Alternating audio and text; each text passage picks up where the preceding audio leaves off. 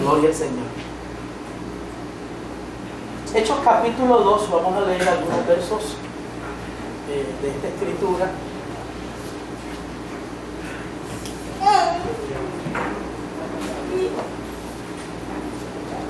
Poderoso es el Señor. Amén. A su nombre, gloria.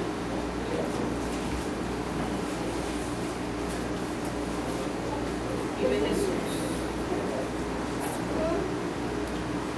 Vamos a leer los primeros 4 versos. Hechos capítulo 2. Poderoso es el Señor. Amén. Cuando llegó el día de Pentecostés,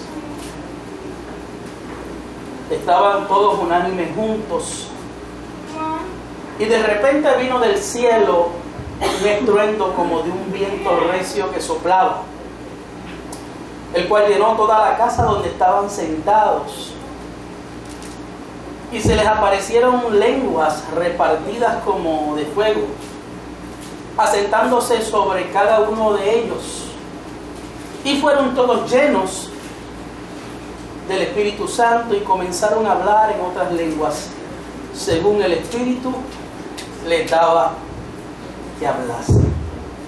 Hasta ahí la palabra del Señor. Nos gustaría predicar algunos sermones acerca de la persona del Espíritu Santo, acerca del libro de los Hechos, acerca de la vida de la iglesia primitiva.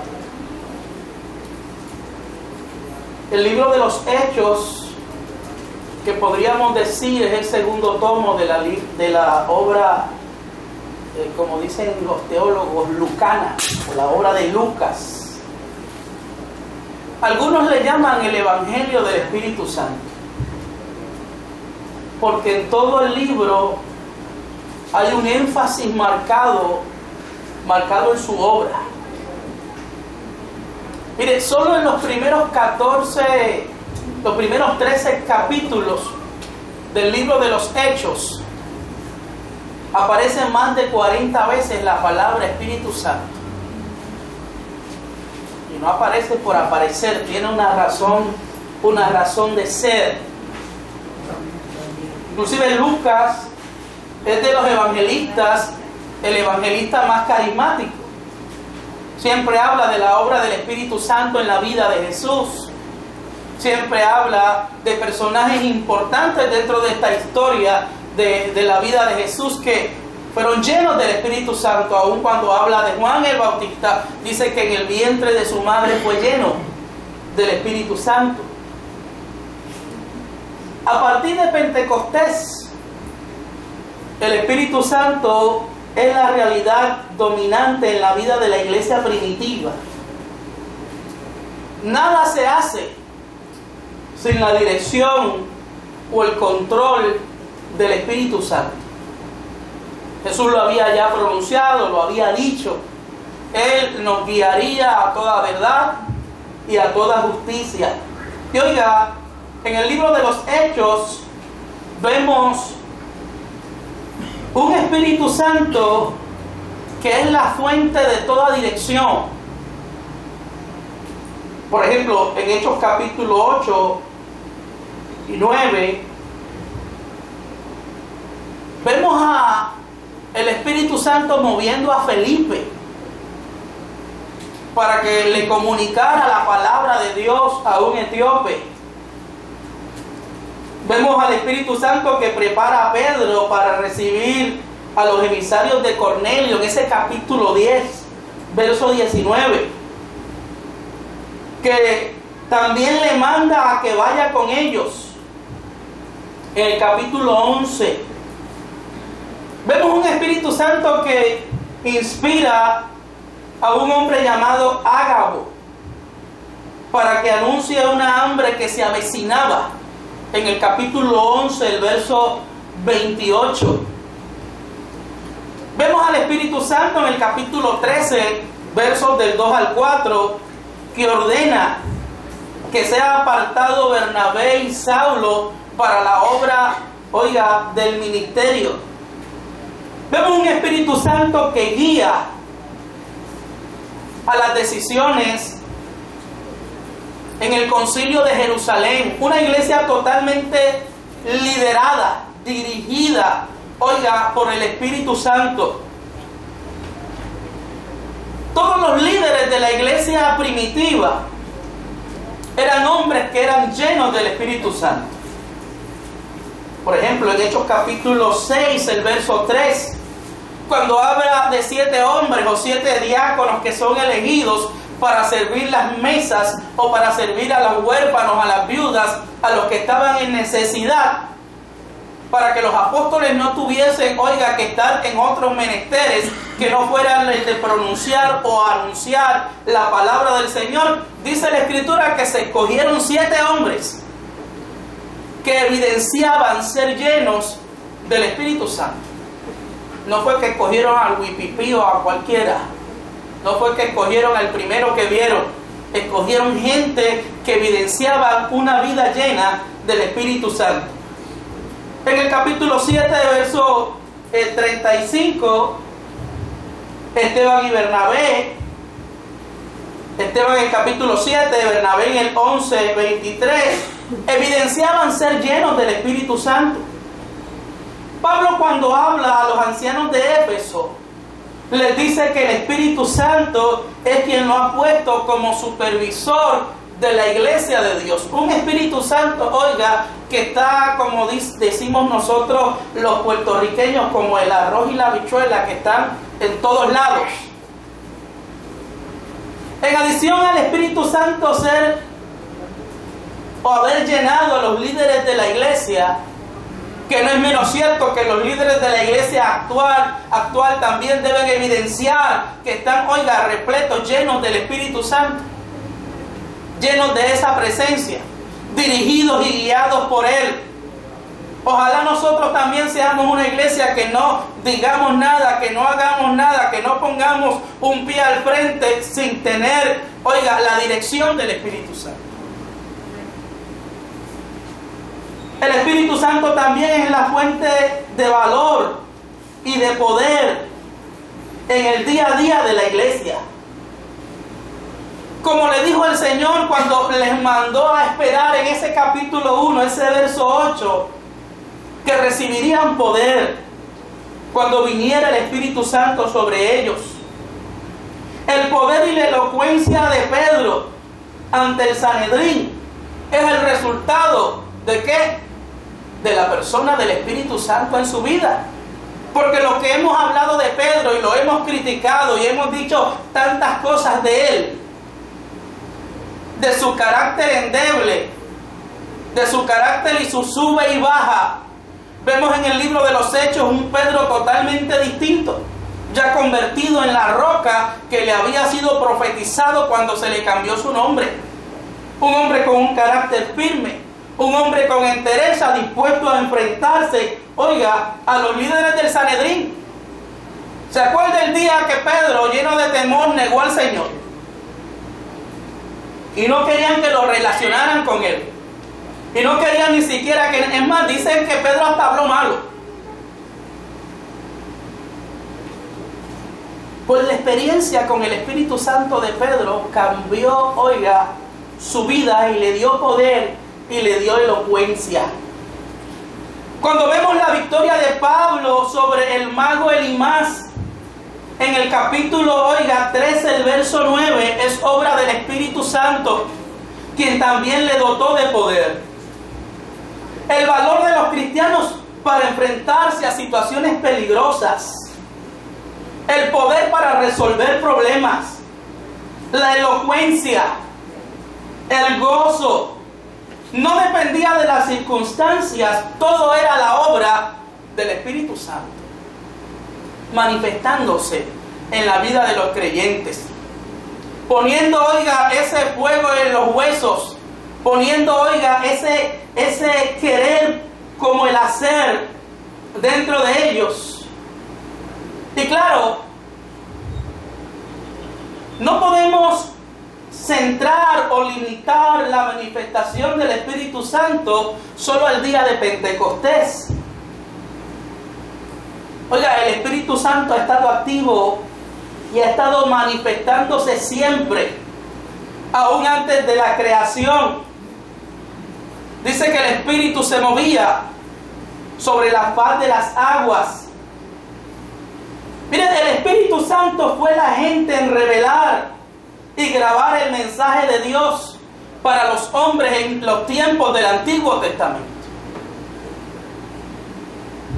Pedro en su segunda carta, en el capítulo 1, el verso 21, dice: porque nunca la profecía fue traída por voluntad humana, sino que los santos hombres de Dios hablaron siendo inspirados por el Espíritu Santo de Dios.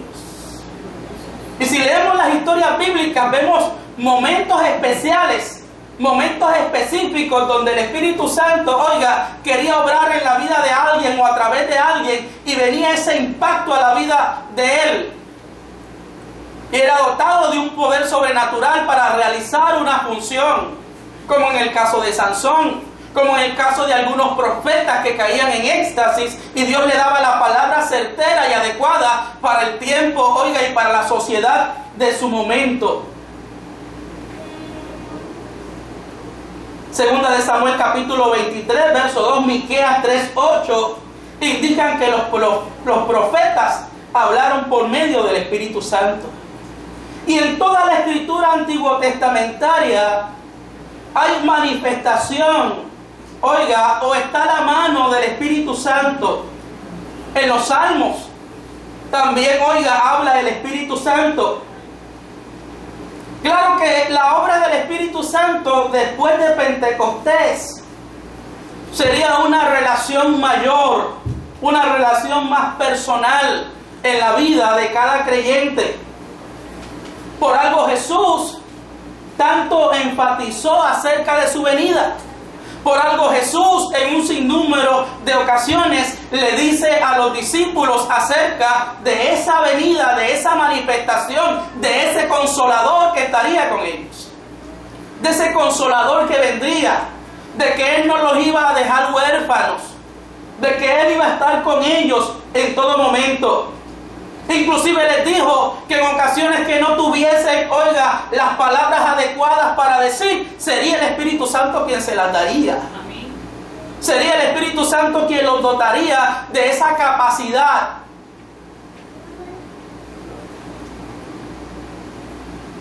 Pero fue en Pentecostés, y la palabra Pentecostés viene de la palabra quincuagésimo, que quiere decir 50 semanas. Y Pentecostés era una de las principales fiestas que celebraba el judaísmo. La fiesta de Pentecostés, que era luego de aquella gran fiesta de la Pascua, era también la fiesta de la cosecha, o de los primeros frutos, en los cuales, oiga, el pueblo judío preparaba, diríamos hoy 2 libras de pan, 2 bollos de pan. Preparaban 2 panes con aquellos primeros frutos del grano y los dedicaban al Señor. Jerusalén estaba atestado de gente, ya que era obligatorio que los judíos que vivían a menos de 30 kilómetros, la ley establecía que, oiga, tenían que estar en esa festividad. La ley también decía que no se podía realizar ningún trabajo de servicio. Así que había mucha gente de vacaciones en Jerusalén. Tras la destrucción del primer templo, esa celebración de Pentecostés entre los judíos se fue transformando poco a poco en la celebración de la entrega de la ley, oiga, de Moisés en el Sinaí. Algunos comentaristas relacionan la dádiva de la ley con la dádiva del Espíritu Santo. O sea que Lucas nos está diciendo que así como Dios dio la antigua ley en el Sinaí, en Pentecostés dio la nueva ley, la ley del Espíritu. Y dice ese verso número 1 que estaban todos unánimes juntos. Y todos incluían no solo a los apóstoles, sino también a los creyentes o a los otros discípulos. Y entre ellos estaban las mujeres. Y para mí esto es interesante porque, oiga, los movimientos que limitan el ministerio de la mujer, ¿cómo pueden entender que Dios también el día de Pentecostés las dotó a ellas de poder, las dotó a ellas de denuedo para realizar misión? Y oiga, tengan que estar con las manos atadas y no puedan realizar nada. ¿Para qué Dios le va a dar herramientas a alguien o lo va a dotar con capacidades si uno no puede lograr hacer nada? ¿Para qué? Pero estaban unánimes juntos. Y el texto griego dice juntos en un lugar y sugiere también unidad de espíritu. Todos de acuerdo. Porque todos podemos estar aquí juntos, pero no estar de acuerdo. Todos podemos estar sentados uno al lado del otro y qué bonito nos podemos ver, pero no estar de acuerdo. Oye, hermano, pongámonos de acuerdo cuando vengamos a la casa de Dios. Que estemos todos en un mismo sentir, que estemos todos en un mismo espíritu. Y es algo que hemos venido enfatizando los miércoles, hermano, que es nuestro culto de oración. Estemos todos en un mismo sentir. Aprovechemos ese primer periodo del culto, que es el periodo de oración. A veces yo pienso que los hermanos creen que el culto empieza a las 8. No, el culto empieza desde que usted entra a la iglesia.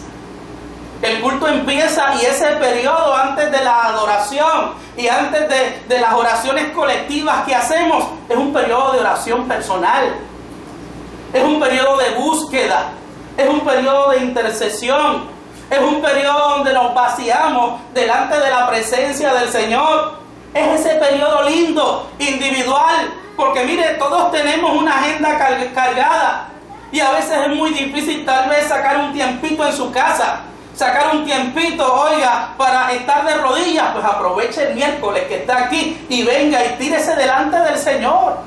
Y olvídese del que está a su lado. Y si por condición física no se puede arrodillar, arrodille el corazón en la silla. Y mire, tenga un tiempo en la presencia del Señor.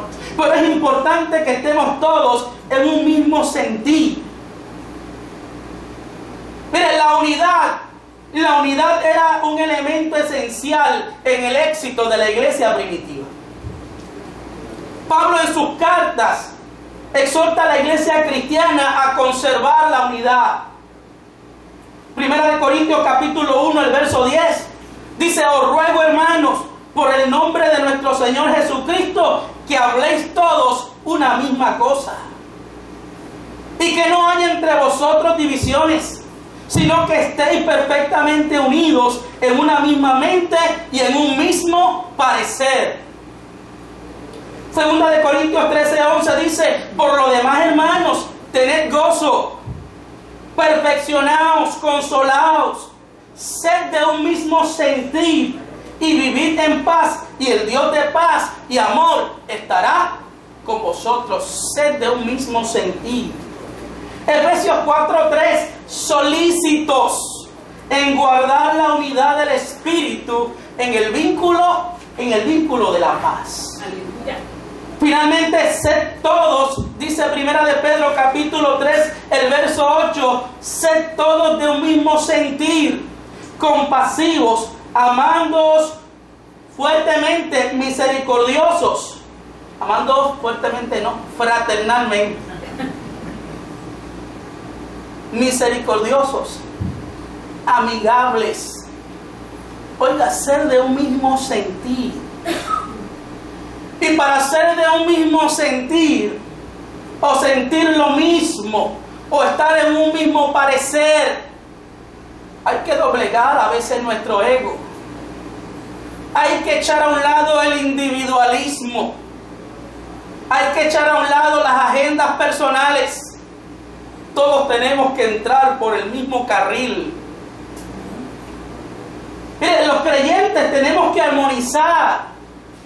Como dice el salmista en el Salmo 133, que dice que estemos todos juntos en armonía. Cuán bueno y cuán agradable es habitar los hermanos juntos en armonía. Cuán bueno y cuán delicioso es.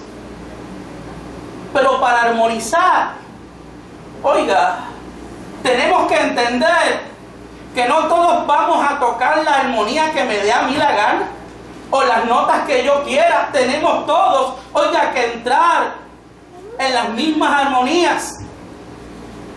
Imagínense que aquí cuando los muchachos estén tocando, cada uno quiera hacer un solo a la vez,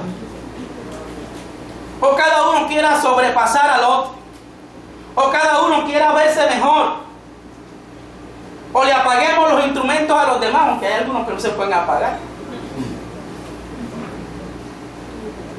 Hay que armonizar, hay que buscar el bien común. Y el bien común de la iglesia es que nosotros todos, oiga, estemos en un mismo sentir.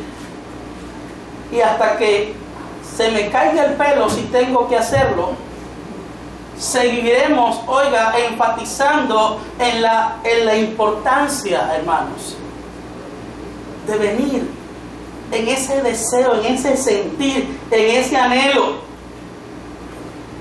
Versos 2 y 3, y de repente vino del cielo un estruendo, como de un viento recio que soplaba, el cual llenó toda la casa donde estaban sentados. Oiga, un sonido, un estruendo, un viento violento. Y el viento es símbolo del Espíritu Santo. Habla de su potencia y habla de su libertad. El Espíritu que como el viento sopla donde quiere. El Espíritu, oiga, se manifiesta como Él quiere. Y el Espíritu, oiga, toca a quien Él quiere tocar.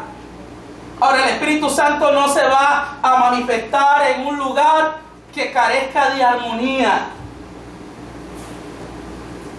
El ruido ensordecedor de un huracán llenó toda la casa.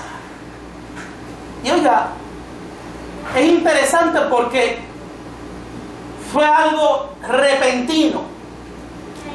No es como cuando usted ve que viene el viento y va soplando poco a poco y de repente usted oye. Fue algo repentino. Los discípulos llevaban alrededor de 10 días esperando. Jesús le dijo, vayan allí y esperen. Esperando lo que el Señor le prometió. 10 días constantes ahí en esa espera. Nosotros muchas veces los cristianos queremos que todo se dé en la inmediatez, todo se dé en el automático, todo lo logremos, hermanos, como por un chasquido de dedos o mágicamente. Oiga, la constancia en la fe es importante para el desarrollo, para el crecimiento y para recibir las promesas de Dios. Cuando menos se lo imaginaban y de la manera que tal vez no esperaban, descendió en aquel lugar el Espíritu Santo. Yo creo que Él también quiere llenar nuestras vidas cada vez más. Yo creo que también Él quiere llenar nuestra casa. Mire, la primera manifestación, ese viento sobrenatural, ese estruendo. La segunda manifestación, la aparición de lenguas repartidas como de fuego.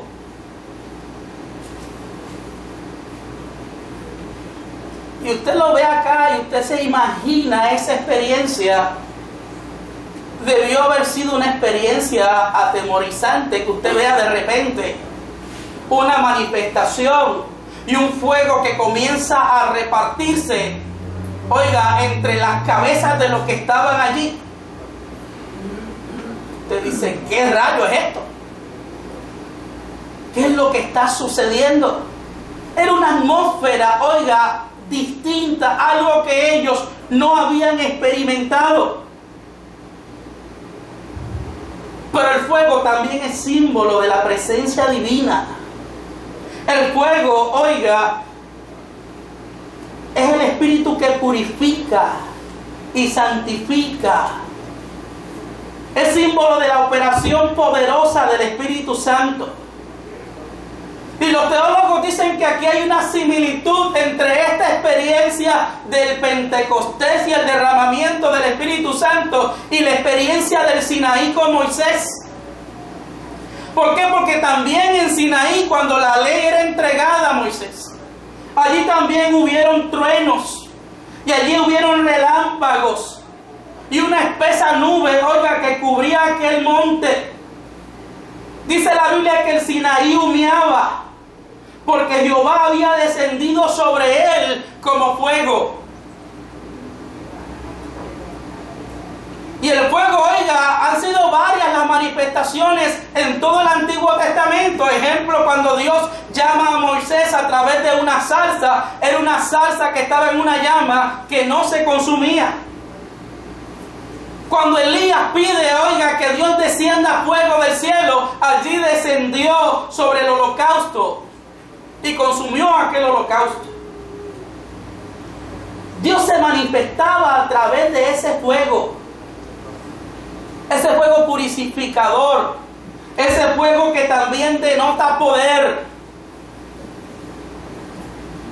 Y esas lenguas que se dividieron y reposaron sobre cada uno de ellos es el cumplimiento de la descripción de Juan el Bautista. Cuando Juan el Bautista le dice: yo bautizo con agua, pero un día ustedes serán bautizados en el Espíritu Santo y fuego. Mire, los creyentes en Jerusalén no solo oyeron la venida del Espíritu Santo, sino que también lo ven tomar forma de lo que parecen ser lenguas, oiga, que no salieron de la boca de los creyentes, sino que reposaban sobre sus cabezas. Cada creyente debía recibir individualmente al Espíritu Santo y ser por él penetrado en lo más profundo de su ser, y ser por él regenerado, y ser por él santificado. Miren, la experiencia con el Espíritu Santo no es solo la experiencia colectiva de la iglesia, es la experiencia de cada uno de nosotros. Es la experiencia tuya, es la experiencia mía. Busca tus propias experiencias con el Espíritu Santo. Busca tener más comunión íntima con Él. Anhela que Él, oiga, esté cada día más cerca de tu corazón. Y dice que todos fueron llenos del Espíritu Santo y comenzaron a hablar otras lenguas según el Espíritu Santo les daba que hablasen. Oiga, esta tercera manifestación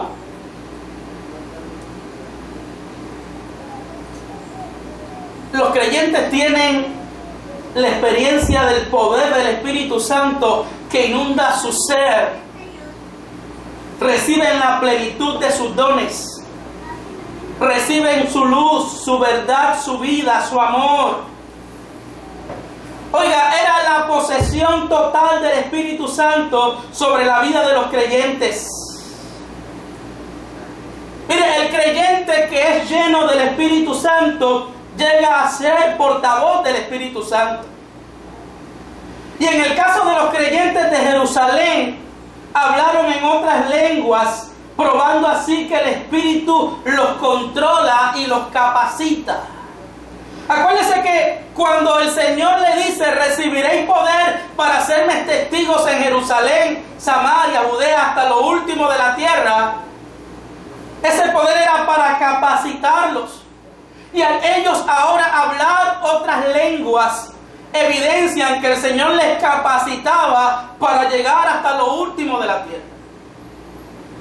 Y aunque hay teólogos, algunos que dicen Claro, no hay evidencia de esto. Que esa capacitación espiritual que tuvieron los discípulos, oiga, fue ese poder que le dio Dios de poder hablar esos otros lenguajes, fue algo que estuvo permanentemente con ellos. La realidad es que otros, oiga, afirman que esto sucedía en el momento que era necesario que sucediese.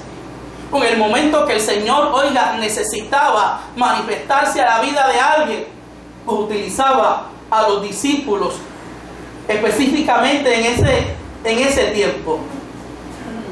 Mire, en aquel momento hablaron en lenguas para dar testimonio a otras nacionalidades, a toda la gente que estaba allí. Y en aquel momento se inauguró lo que podríamos llamar la era del Espíritu Santo. Una era, como dije al principio, de una experiencia más personal, más cercana. No ya con nosotros, sino en nosotros. Y oiga, el Espíritu Santo hizo de la iglesia su morada y de cada creyente su habitación. Es por eso que nosotros enfatizamos que, mire, es importante cuidarse, guardarse, porque esta es la habitación de Dios. Él reside en nosotros. La realidad es que cada creyente tiene el Espíritu Santo, pero lamentablemente muchos no se dejan guiar por Él. Para muchos, Él es el residente en su vida, pero oiga, no el presidente de su vida.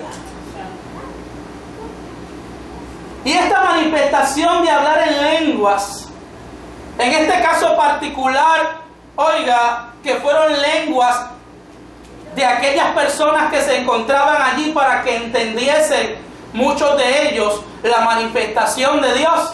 Dice el escrito que ellos escuchaban hablar las maravillas de Dios. Claro, aquella gente que estaba allí, la mayoría de ellos también conocían el lenguaje, oiga, del pueblo, porque más adelante Pedro les predica, y Pedro no les predica en todos los lenguajes. Pedro le predica en el lenguaje que él conocía, y allí hubo una multitud de gente que se convierte al Señor por esta manifestación de hablar en lenguas. Fue evolucionando en la iglesia cristiana, y lo que se conoce teológicamente como la glosolalia, eso me dio trabajo aprender. Glosolalia, o glosolalia, no, glosolalia,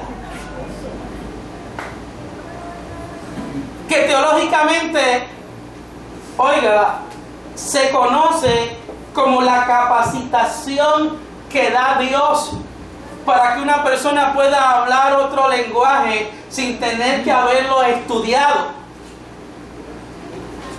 sin tener que haber, oiga, pasado por el rigor de estudiar la lingüística, esos idiomas. También se dio en el capítulo 10 del libro de los Hechos, cuando ahí Pedro es llamado a llegar a la casa de Cornelio, y allí registra Lucas la manifestación también, o el derramamiento del Espíritu Santo, ya no solamente en el pueblo judío. Ya los judíos no podían decir que eso era exclusivo de ellos, sino que también, oiga, a los gentiles, también sobre ellos se derramó el Espíritu Santo. Y gloria a Dios, porque eso nos incluye a nosotros, que no somos parte del pueblo judío, pero somos también parte del pueblo de Dios. Y allí también hubo manifestación de hablar en lenguas. Y ya no nos dice el registro bíblico que allí se habló lenguas para, oiga, gente que hubiese allí que no conociese el lenguaje. En Hechos capítulo 19, el verso 6, Pablo impone las manos sobre creyentes en Éfeso. Y dice el escrito que recibieron el Espíritu Santo y también hablaron en otras lenguas. Tiempo más tarde, en el libro de Primera de Corintios, en el capítulo 12, Pablo menciona el hablar en lenguas como un don que da el Espíritu Santo. Que claro, Pablo lo habla dentro de un contexto negativo en la vida de la iglesia de Corinto. Porque se acuerdan que la iglesia de Corinto estaba dividida por partidos y por creyentes que creían ser mejores que otros, y creyentes que decían ser más espirituales que otros, y creyentes, oiga, que hacían grandes diferencias, creyentes que a veces se enaltecían diciendo que ellos eran más espirituales que nadie, pero no se amaban ninguno, ni amaban a sus hermanos. Pablo tiene que decir que el Espíritu Santo es quien reparte los dones a la iglesia, y que el Espíritu Santo es quien lo da como Él quiere, como Él desea, como Él anhela. Y entre ellos está, oiga, el género de lenguas, y está la interpretación de lenguas. Y dice que el hablar en lenguas es para la edificación privada, es para la propia edificación de la persona, y quien habla en lenguas a sí mismo se edifica, y quien habla en lenguas habla misterios con Dios. Y claro, yo he visto gente que habla negativo de hablar en lenguas, y yo he escuchado gente que siempre dicen, pues, esto no tiene ningún valor. Pero si la Biblia dice que el que habla lenguas, oiga, se edifica a sí mismo y habla misterios con Dios, algo positivo hay, oiga, en que nosotros le digamos, Señor, yo también quiero. Yo también quiero tener la oportunidad. Y hay personas que ridiculizan a gente que habla en lenguas. Pero oiga, si usted no ha tenido la experiencia, no puede hablar desde afuera hasta que tenga la experiencia de tener una conversación en lenguas con su Señor, ya sea en secreto o en privado, oiga, y tenga esa catarsis espiritual que produce el poder hablar con el Señor, misterios con Él. Así que, pídale al Señor, que la Biblia dice que Él da mucho más abundante de lo que nosotros pedimos.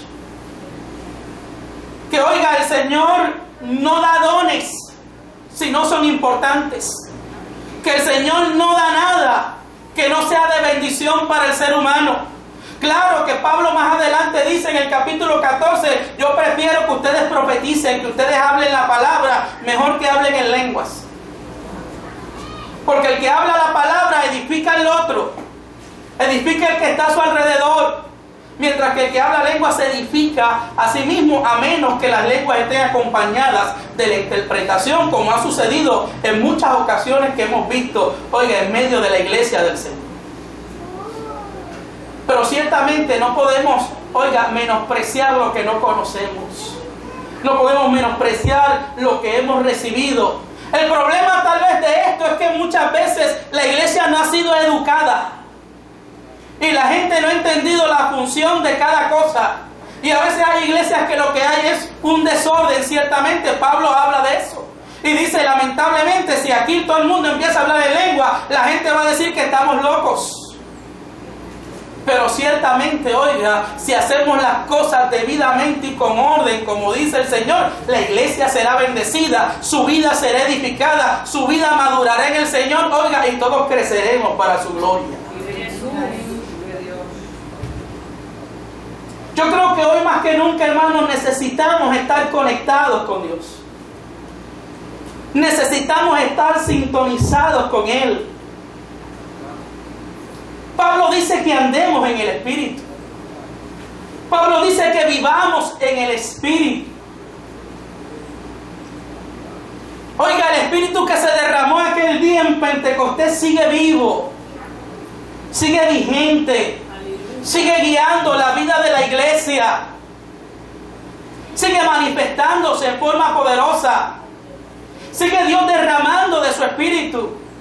Y aunque, oiga, todos entendemos que el Espíritu se derramó una vez y para siempre, a través de la historia de la iglesia han habido manifestaciones del Espíritu Santo en diferentes lugares, que han creado avivamientos, oiga, y miles de creyentes, oiga, han recibido al Señor. A veces acusamos a los pentecostales de ser fanáticos, pero las iglesias y la gente que más ha crecido y más almas han ganado para el Señor están dentro del pentecostalismo. Muchas veces la gente más aguerrida y la gente más arrojada y la gente más dispuesta es esta gente que, oiga, ha entendido que el Espíritu Santo es quien dirige la vida de la iglesia. Pero el Espíritu Santo no es monopolio del pentecostalismo.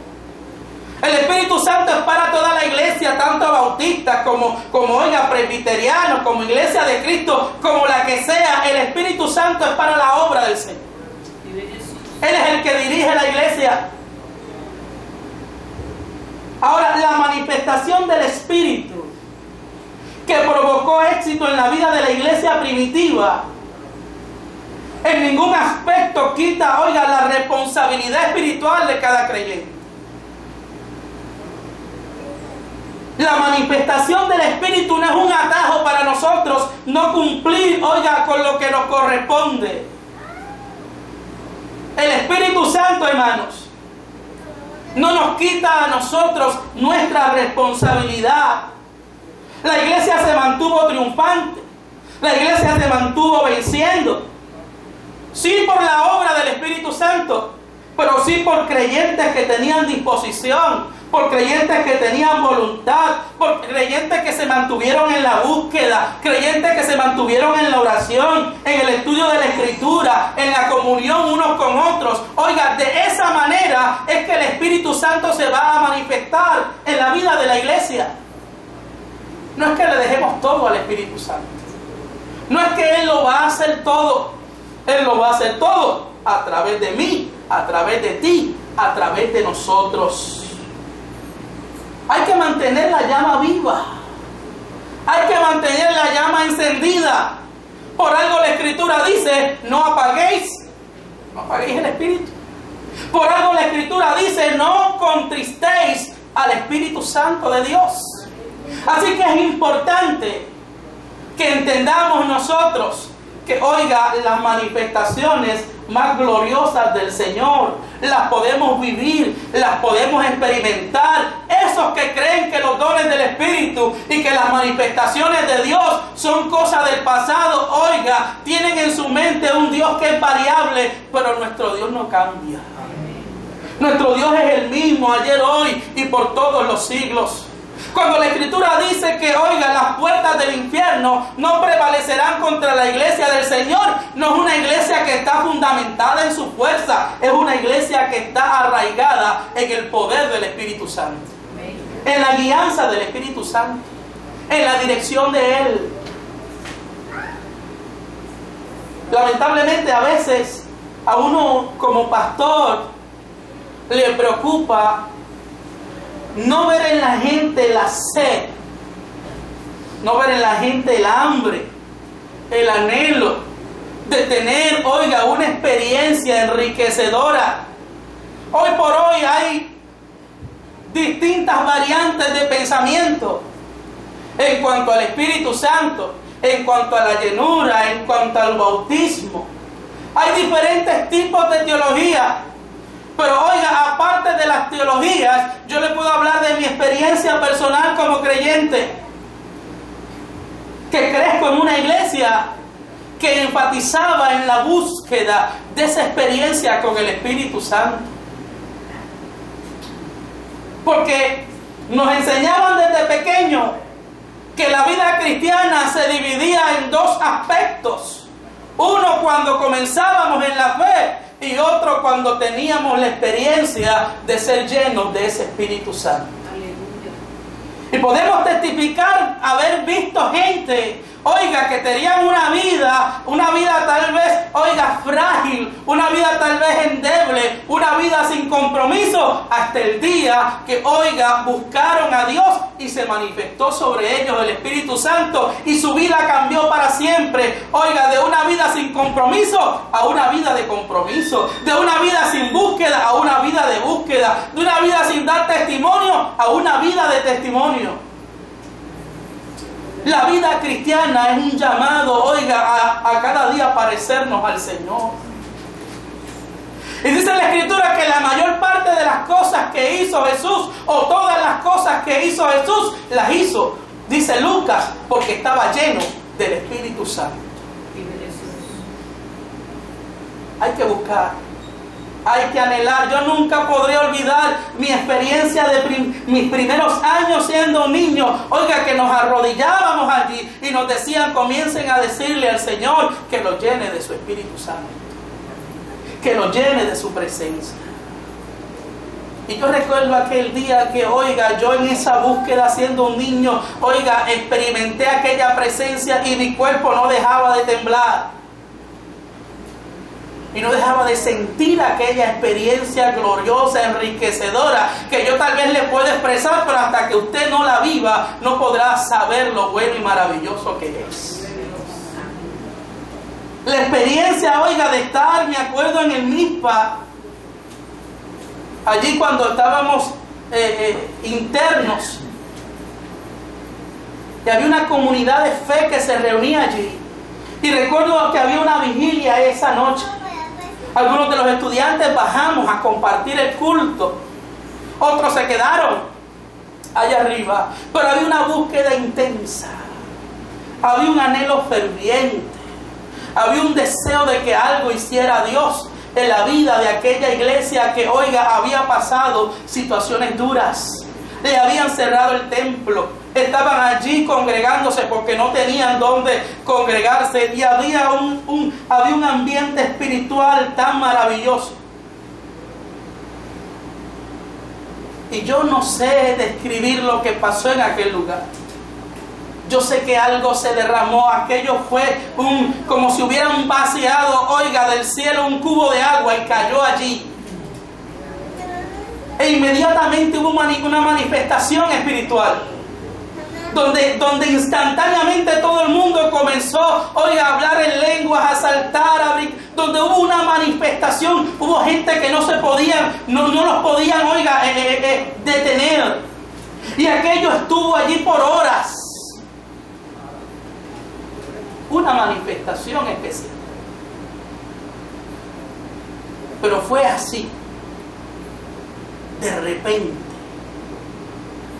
Y la vida de aquellos creyentes, a quienes algunos conozco, fue transformada, fue cambiada. Yo no sé qué te enseñaron a ti desde pequeño en cuanto a la fe. Yo no sé qué puedas tener en tu mente. A lo mejor tienes confusión con algunas cuestiones teológicas. Pero es tan sencillo decirle a Dios, Espíritu Santo, yo quiero que te reveles a mi vida. Espíritu Santo, yo te quiero conocer mejor. Espíritu Santo, yo quiero que obres en mi ser. Espíritu Santo, yo quiero que dirijas mi vida. Espíritu Santo, yo quiero que te hagas cargo de mis debilidades, de mis flaquezas. Espíritu Santo, yo quiero también ser como la roca Pedro, de esta vida inestable, una vida de estabilidad. Espíritu Santo, yo quiero agradarte en todas las cosas.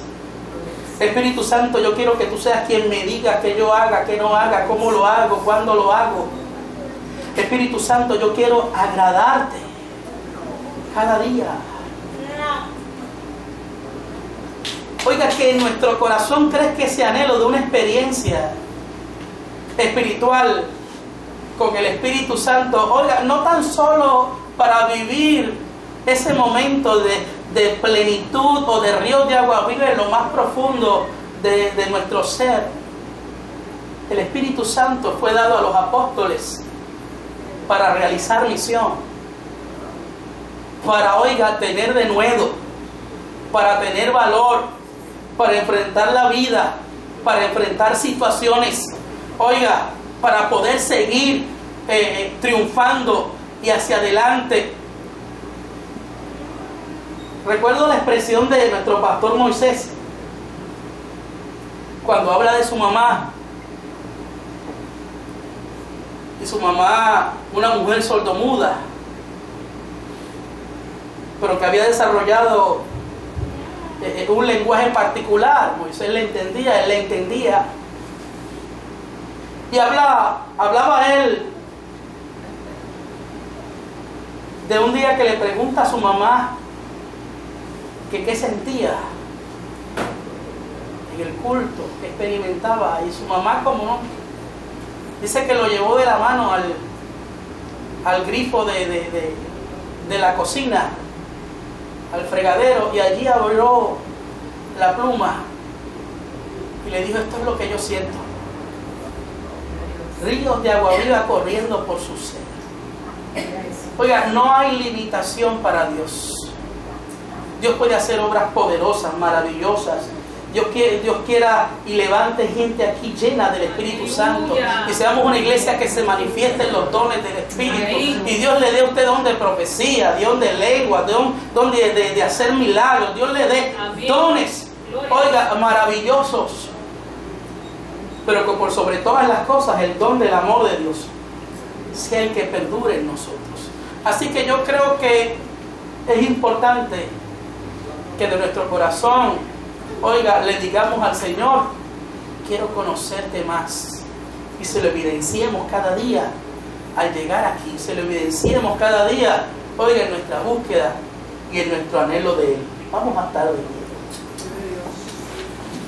Gloria al Señor. Te invito a que lo adores en esta hora. El Señor es bueno. Santo, poderoso, el Señor poderoso. Aleluya. Bendito sea el Señor. Oiga, cada día yo me expreso a mí mismo esta frase: ¿cuánto me falta, Señor, por conocerte? ¿Cuánto me falta, Señor, por crecer? ¿Cuánto me falta para adquirir madurez espiritual? Todos los días yo pienso en cuánto me falta conocer más al Señor. Mi anhelo es conocerlo más cada día. Mi anhelo es buscarlo más cada día. Mi anhelo, oiga, hermanos, es que podamos crecer todos en el Señor, oiga, echar raíces en Él y vivir momentos gloriosos en su presencia. Queremos darle gracias a Dios por su palabra, pero queremos orar, hermano. Alguien que quiera pasar, que tenga necesidad,